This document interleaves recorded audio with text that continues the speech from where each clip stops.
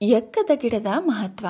ಅರ್ಕ, ಅಲಕ್ರ, ರೂಪಿಕ, ಅಲಾರ್ಕ, ದೇವರ ಎಕ್ಕ, ಎಕ್ಕದ ಗಿಡ, ಎಕ್ಕದ ಕಂಟೀರುಯಿ, ಮೊದರ್, ಎರಕ್ಕು, ಎರಕ್ಕುಂ ಎಕ್ಕ, ಅಕ್ಕಪತ್ರಂ, ಜಿಲ್ಲೆಡು ಎಂಬ ಹೆಸರುಗಳಿಂದ ಕರೆಯುತ್ತಾರೆ.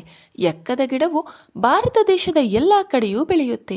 ಈ ಗಿಡದಲ್ಲಿ 2 ಪ್ರಭೇದಗಳಿದ್ದು ಇವೆರಡರಲ್ಲೂ ಒಂದೇ ರೀತಿಯ ಔಷಧೀಯ ಗುಣಗಳಿದ್ದು, ಬಿಳಿ ಬಣ್ಣದ ಹೂವು ಬಿಡುವ ಗಿಡವನ್ನು ಶ್ವೇತಾರ್ಕ ಎಂದು, ತಿಳಿ ನೇರಳೆ ಹೂವುಗಳು ಬಿಡುವ ಗಿಡವನ್ನು ರಕ್ತಾರ್ಕ ಎಂದು ಪೂರ್ವಿಕರು ಕರೆದಿದ್ದಾರೆ.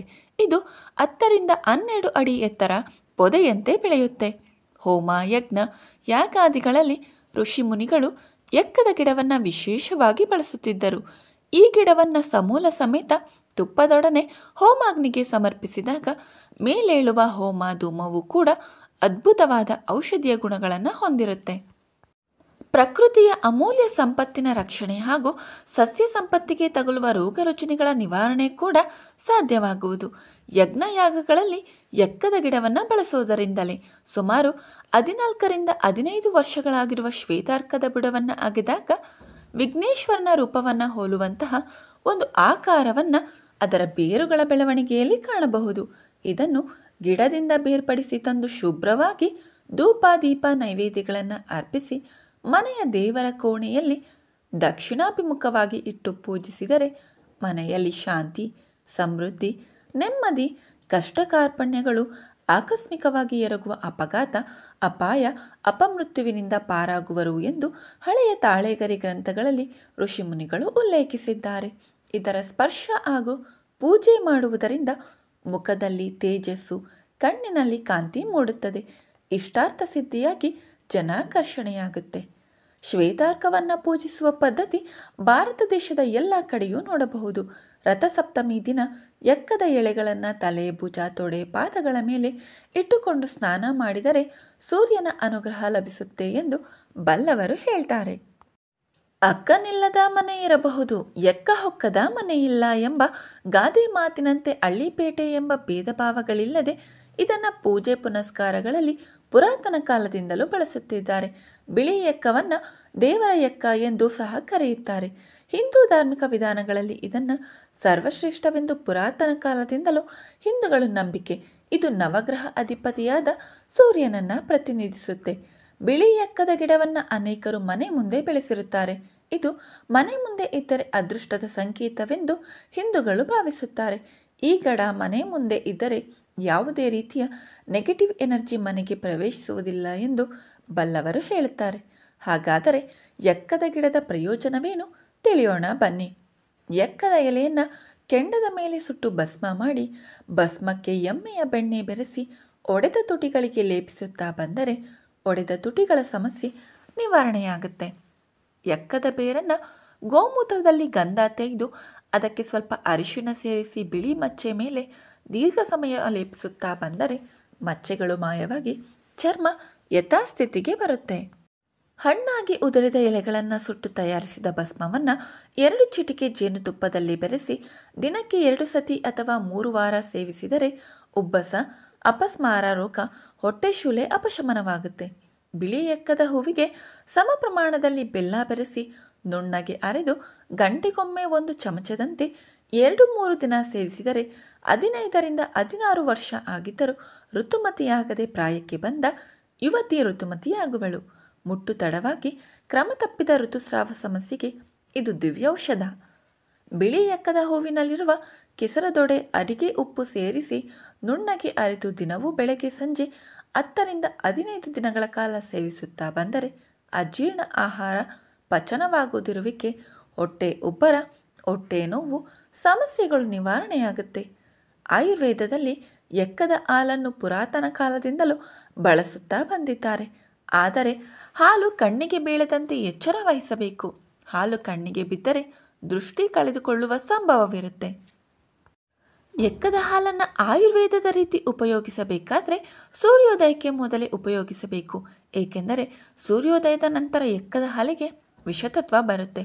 ಆದ್ದರಿಂದ ಆಯುರ್ವೇದ ಪಂಡಿತರು ಎಕ್ಕದ ಹಾಲನ್ನು ಸೂರ್ಯೋದಯಕ್ಕೆ ಮೊದಲು ಹಾಲನ್ನು ಶೇಖರಿಸಿ ಉಪಯೋಗಿಸುತ್ತಾರೆ. ಗರ್ಭಿಣಿ ಸ್ತ್ರೀಯರು, ಹಾಲುಣಿಸುವ ತಾಯಂದಿರು ಯಾವುದೇ ಕಾರಣಕ್ಕೂ ಉಪಯೋಗಿಸಲೇಕೂಡದು. ಹಾಲನ್ನು ಹೊಟ್ಟೆಗೆ ತೆಗೆದುಕೊಂಡರೆ ಏನಾದರೂ ಏರುಪೇರಾದರೆ ಅಂತಹ ಸಮಯದಲ್ಲಿ ಗರುಗದ ಸೊಪ್ಪಿನ ರಸ ಕುಡಿದರೆ ಸಮಸ್ಯೆ ನಿವಾರಣೆಯಾಗುತ್ತೆ. ಮೂಲವ್ಯಾಧಿ ಮೊಳಕೆ ಸಮಸ್ಯೆ ಇದ್ದಾಗ ಮಲವಿಸರ್ಜನೆ ಸಮಯದಲ್ಲಿ ನವೆ, ತೀವ್ರ ನೋವು, ರಕ್ತಸ್ರಾವ ಇರುತ್ತೆ. ಹಾಲಿಗೆ ಅರಿಶಿಣ ಬೆರೆಸಿ ಲೇಪಿಸುತ್ತಾ ಬಂದರೆ ಶೀಘ್ರ ನಿವಾರಣೆಯಾಗುತ್ತೆ. ಮೈಮೇಲಿನ ಮಚ್ಚೆಗಳ ಮೇಲೆ ಎಕ್ಕದ ಹಾಲು ಅರಿಶಿಣ ಕಲಸಿ ಲೇಪಿಸುತ್ತಿದ್ದರೆ ಮಚ್ಚೆಗಳು ನಿವಾರಣೆಯಾಗುತ್ತೆ. ಚರ್ಮವ್ಯಾಧಿಗಳಾದ ನವೆ, ಕಜ್ಜಿ, ದದ್ದು, ಹುಳುಕಡ್ಡಿ ಮೇಲೆ ಲೇಪಿಸಿದರೆ ಶೀಘ್ರವಾಗಿ ಗುಣವಾಗುತ್ತೆ. ಚೇಳು ವಿಷಜಂತುಗಳು ಕಚ್ಚಿದಾಗ ಕಚ್ಚಿದ ಗಾಯದ ಮೇಲೆ ಎಕ್ಕದ ಹಾಲು ಲೇಪಿಸುತ್ತಿದ್ದರೆ ವಿಷ ಪ್ರಭಾವ ಇಳಿದು ಪ್ರಾಣಾಪಾಯದಿಂದ ಪಾರಾಗುತ್ತಾರೆ.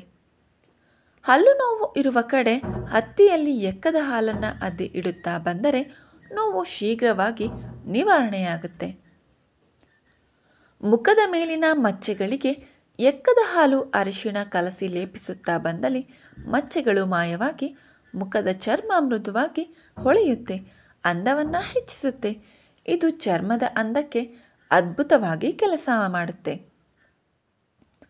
ಎಕ್ಕದ ಚಿಗುರನ್ನು 48 ದಿನಗಳ ಕಾಲ ವೀಳ್ಯದೆಲೆಯಲ್ಲಿ ಇಟ್ಟುಕೊಂಡು ತಿಂದರೆ ಎಂತಹ ಅಸಾಧ್ಯವಾದ ಶ್ವಾಸಕೋಶ ಸಮಸ್ಯೆಗಳಿದ್ದರೂ ನಿವಾರಣೆಯಾಗುತ್ತೆ. ಗ್ರಾಮಾಂತರ ಪ್ರದೇಶಗಳಲ್ಲಿ ಕಾಲಿಗೆ ಮುಳ್ಳು ಚುಚ್ಚಿದರೆ ಮುಳ್ಳು ತೆಗೆಯಲು ಬರದಿದ್ದರೆ ಎಕ್ಕದ ಹಾಲನ್ನು ಮುಳ್ಳು ಚುಚ್ಚಿದ ಜಾಗಕ್ಕೆ ಬಿಟ್ಟರೆ ಮರುದಿನ ಮುಳ್ಳು ತಾನಾಗಿಯೇ ಹೊರಬರುತ್ತೆ. ಮುಳ್ಳಿನ ವಿಷ ನಿವಾರಣೆಯಾಗುತ್ತೆ. ಎಕ್ಕದ ತೊಗಟೆಯನ್ನು ನೆರಳಲ್ಲಿ ಒಣಗಿಸಿ ಕಟ್ಟಿ ಪುಡಿ ಮಾಡಿಟ್ಟುಕೊಂಡು ಅರ್ಧ ಚಮಚ ಚೂರ್ಣವನ್ನು 1 ಚಮಚ ಜೇನುತುಪ್ಪದಲ್ಲಿ ಕಲಸಿ ಸೇವಿಸಿದರೆ ಕಫ, ಕೆಮ್ಮು ನಿವಾರಣೆಯಾಗುತ್ತೆ. ಎಕ್ಕದ ಎಲೆ, ನುಗ್ಗೆ ಎಲೆ, ಅರಸಿನವನ್ನು ನುಣ್ಣಗೆ ಅರೆದು ಮೂಲವ್ಯಾಧಿಯಲ್ಲಿ ಕಾಣಿಸಿಕೊಳ್ಳುವ ಮೊಳಕೆ ಮೇಲೆ ಲೇಪಿಸುತ್ತಿದ್ದರೆ ಶೀಘ್ರವಾಗಿ ಪರಿಹಾರ ಕಾಣುತ್ತೆ. ಎಕ್ಕದ ಎಲೆಗಳಿಗೆ ಎಳ್ಳೆಣ್ಣೆ ಸವರಿ ಕೆಂಡದ ಮೇಲೆ ಹಾಕಿ ಬಿಸಿ ಬಿಸಿಯಾಗಿದ್ದಾಗಲೇ ಕೀಲು ನೋವು, ಮಂಡಿ ನೋವು, ಸೊಂಟ ನೋವು, ಸಂಧಿವಾತ ಇರುವ ಕಡೆ ಹಾಕಿ ಕಟ್ಟಿ ಬಿಸಿ ನೀರಿನ ಶಾಖವನ್ನು ಕೊಡುತ್ತಿದ್ದರೆ ನೋವು ಶೀಘ್ರ ಶಮನವಾಗುತ್ತೆ. ಗರ್ಭಿಣಿ ಸ್ತ್ರೀಯರಿಗೆ ಸ್ತನಗಳಲ್ಲಿ ಗಡ್ಡೆ ನೋವು ಕಾಣಿಸಿಕೊಂಡರೆ ಎಕ್ಕದ ಎಲೆಗಳಿಗೆ ಎಳ್ಳೆಣ್ಣೆ ಸವರಿ ಬೆಂಕಿ ಕೆಂಡದ ಮೇಲೆ ಹಾಕಿ ಬಿಸಿ ಮಾಡಿ ಸ್ತನಗಳ ಮೇಲೆ ಹಾಕಿ ಹತ್ತಿ ಬಟ್ಟೆಯಲ್ಲಿ ಕಟ್ಟುವುದರಿಂದ ನೋವು ನಿವಾರಣೆಯಾಗುತ್ತೆ. ಸ್ತ್ರೀ ಪುರುಷರಲ್ಲಿ ಅನೇಕರಿಗೆ ಉಷ್ಣ ಪದಾರ್ಥಗಳನ್ನು ಸೇವಿಸಿದಾಗ ಉಷ್ಣ ಹಿಡಿದು ಜನನೇಂದ್ರಿಯಗಳಲ್ಲಿ ತಾಳಲಾರದ ಉರಿ ಮೂತ್ರ ವಿಸರ್ಜನೆ ಮಾಡಲು ಕಷ್ಟ ಸಾಧ್ಯವಾಗುತ್ತೆ. ಅಂತಹ ಸಮಯದಲ್ಲಿ 2 ಕಾಲಿನ ಹೆಬ್ಬೆರಳಿನ ಉಗುರು ಕಣ್ಣಿಗೆ ತಾಜಾ ಎಕ್ಕದ ಹಾಲನ್ನು ಬಿಟ್ಟರೆ ಉರಿ ತಗ್ಗಿ ಮೂತ್ರ ವಿಸರ್ಜನೆ ಸರಾಗವಾಗಿ ಸಮಸ್ಯೆ ಶೀಘ್ರ ನಿವಾರಣೆಯಾಗುತ್ತೆ. ಮಧುಮೇಹ ಇರುವವರು ತಾಜಾ ಎಕ್ಕದ ಎಲೆಗಳನ್ನು ತಂದಿಟ್ಟುಕೊಂಡು ರಾತ್ರಿ ಸಮಯದಲ್ಲಿ ಪಾದಗಳಿಗೆ ಎಲೆಗಳನ್ನು ಹಾಕಿ ಕಟ್ಟುಕಟ್ಟಿ ಬೆಳಗ್ಗೆ ಬಿಚ್ಚುತ್ತಾ ಬಂದರೆ ಮಧುಮೇಹ ಶೀಘ್ರ ಹತೋಟಿಗೆ ಬರುತ್ತೆ. ಎಕ್ಕದ ಗಿಡದ ಉಪಯೋಗಗಳು ಅಗಣಿತವಾದದ್ದು. ಆದರೆ ಎಕ್ಕದ ಗಿಡದ ಯಾವುದೇ ಭಾಗವನ್ನು ಆಯುರ್ವೇದ ವೈದ್ಯರ ಸಲಹೆ ಇಲ್ಲದೆ ನೇರವಾಗಿ ಉಪಯೋಗಿಸಬಾರದು. ಎಕ್ಕದ ಗಿಡದ ಹಾಲು ಕಣ್ಣಿಗೆ ಬೀಳದಂತೆ ಎಚ್ಚರ ವಹಿಸಿ.